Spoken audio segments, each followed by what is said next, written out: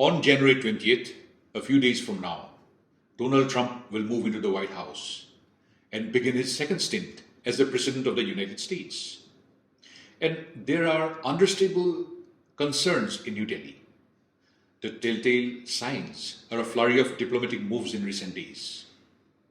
On December 24th, Indian Foreign Minister Dr S Jaishankar embarked on a 6-day visit to the United States. It was his first visit to the US after Trump won the presidential elections.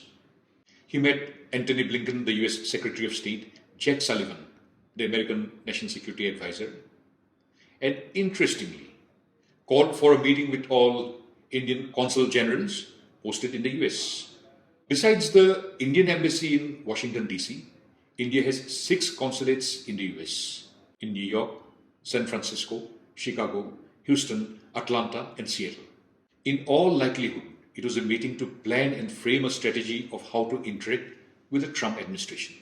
Jaishankar's visit has now been followed by a visit of Sullivan with a full delegation on January 4th and 5th.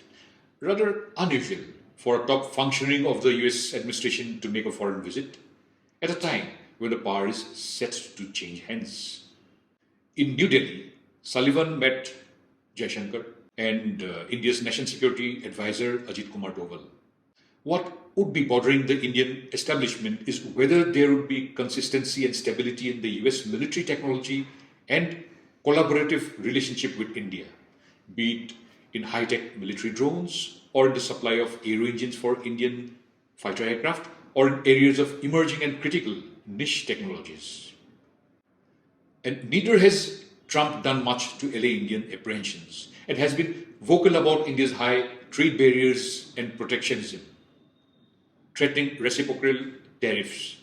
He has recently said, if India charges us 100%, do we charge them nothing for the same?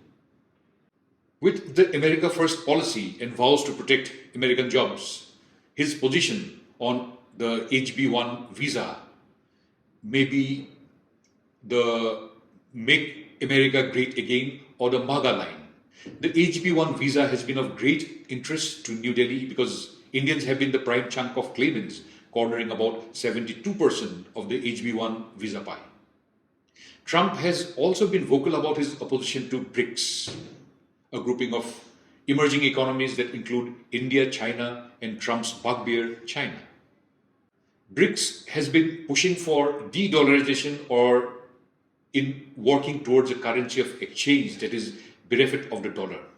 Recently, Trump wrote on his social media platform, "We require a commitment from these countries that they will neither create a new BRICS currency nor back any other currency to replace the mighty US dollar, or they face 100% tariffs and should expect to say goodbye to selling into the wonderful US economy."